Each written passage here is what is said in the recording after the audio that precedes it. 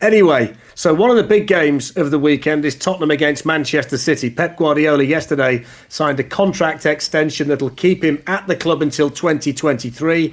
And if he sees that out, he'll be the second longest serving manager at the club since World War II. So that was a little bit surprised when I saw that. Michael, what's the most important thing he's got to do apart from win football matches over the next 2 years? Because there is an element, surely, of building another team at Manchester City to replace the one that's been so successful. Well, there is. I think people have been wondering what type of players are going to come through the door at Manchester City. We obviously had the problem with the Champions League in regards to how much money can be spent, what sort of recruitment level will it be at. And the talk, soon as we go into this season, was the manager. We've seen, Messi talks heavily linked with the football club. Kevin De Bruyne now about to sign a new contract. So it's great news for Manchester City regarding the growth. People want to go and play for Pep Guardiola, but still the football club and the owners will be demanding successes. That's what Pep Guardiola demands from himself. Champions League has been mentioned. I think that's the one probably that everybody wants to be delivered. I think that's his remit to try and do that. He still does believe in the Premier League. You look and watch his stats, watch his teams that he selects. He heavily believes that that's what he wants to do. But the Champions League is going to take the club to a whole new level. Yes, there could be a rebuild of team, but I think he's got enough. His coaching is unbelievable, that we know. I think we've seen a very, very strange Premier League. But at the end of last season with the Champions League, so close, I think there's certainly room for improvement on that. Did you ever think he'd go, Jermaine? I always got the impression he was going to stay because I couldn't necessarily see the challenge that he'd want after Manchester City right now.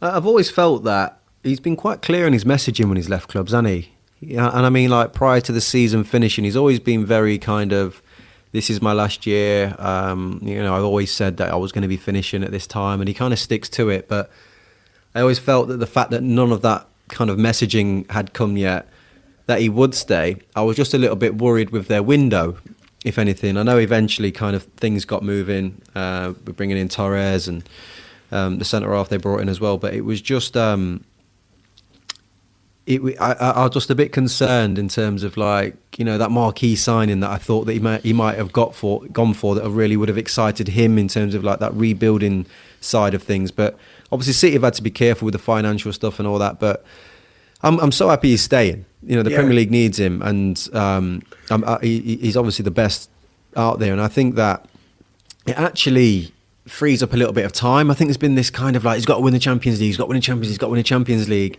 My mind's kind of shifted a little bit now, and I know that is a situation at City that, or even if it's a personal thing for him that he would like to achieve that. But there's also now this kind of there is a rebuilding job really to do there. I think there is, the midfield is. It's well, I wouldn't say it's aging, but obviously people like Gundogan coming to their end of their careers, Fernandinho coming to the end of their careers there at City. He's got a decision to make on Aguero, soon, I would say. So there is some rebuilding to do there, and I think the fact that he's going to be at the helm doing all of that is exciting. I think it just. I was just thinking about that question you asked Brownie, and it's what has he got to do? I don't know. But you made the point there that the window was starting to worry you because you wondered whether there might be that big signing, etc. Do you think that he maybe didn't do that because he knew all along that he was going to stay, so he could take his time and wait for the right big one to be there before he dives in? Because you mentioned Aguero. Finding the new Aguero is going to be the biggest challenge that he has because he's coming towards the end of it. Whether he's confident Jesus can do the job on a consistent basis, we don't know. But that's going to be the area, isn't it, that ultimately is going to, I presume, shape what Manchester City look like moving forward, whether they can replace Aguero's goals successfully. Maybe you felt this year that the right person wasn't there.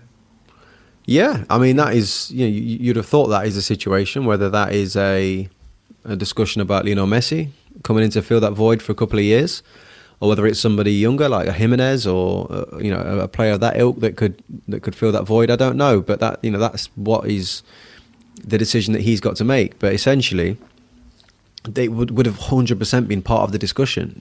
A kind of, where are we going? What are we doing? Can I get this? Can I get that? And that is obviously just, it's not going to be a financial thing, is it, with Pep Guardiola? It's not going to be like, oh, I want another 5 million on top of this. It's not going to be about that. He wants an incentive that drives him to keep coming into work every day to achieve something special. So do you think it was the whole package then, JJ, regarding, because I was sat wondering, thinking, well, it's obvious they would want to keep him.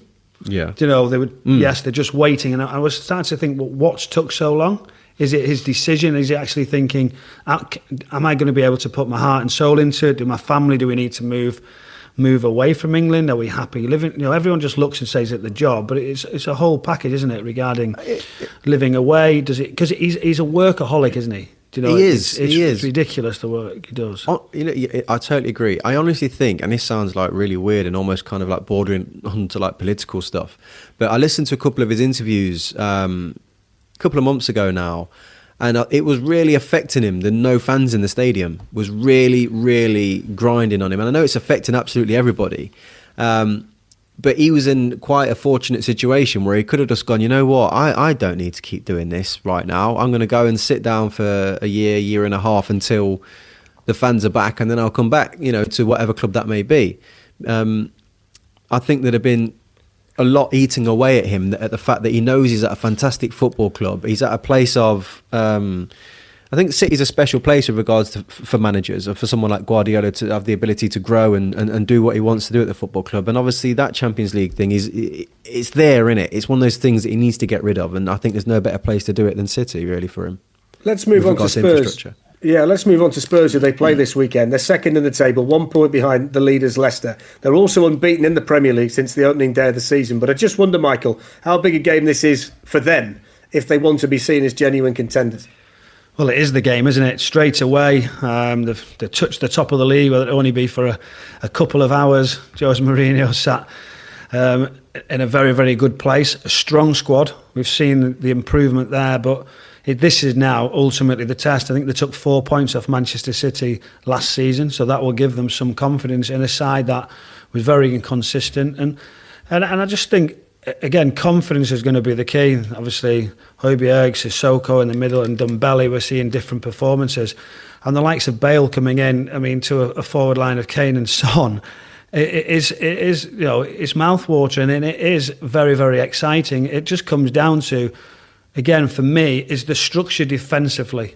They've always sort of had a sort of quite soft side to this Spurs side for a couple of seasons now, or for a long time, and whether the likes of Jose Mourinho, no supporters, whether he could stay in games, get clean sheets, win very, very tight game at West Bromwich Albion. And again, he seems to have that more settled system, which I never felt he had when he was obviously last season with the injuries and playing a back three.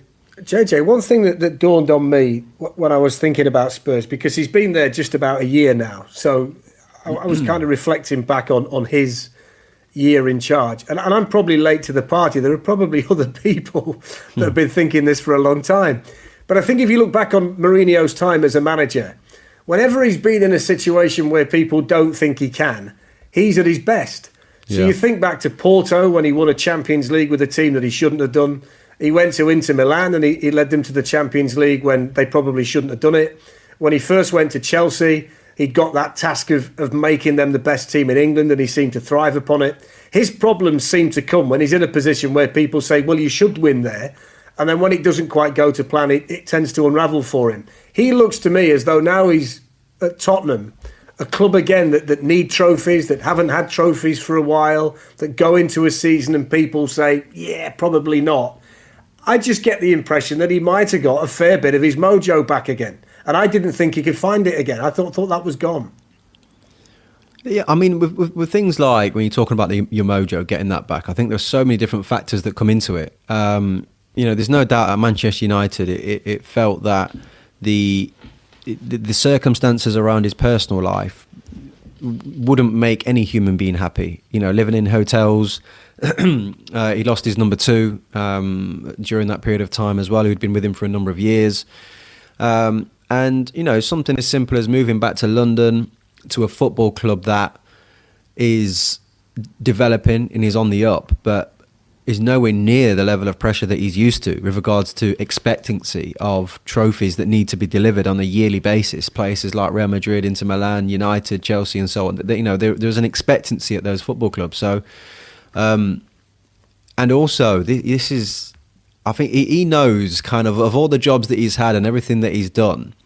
If he can do something ridiculous here, it puts him on another stratosphere. Yeah, and he's got that twinkle back in his eye, Jay. When you see him now, I think he's started to think, hang on a minute. Well, he knows the team he's got with him. He knows he has the capability of winning the league with his team.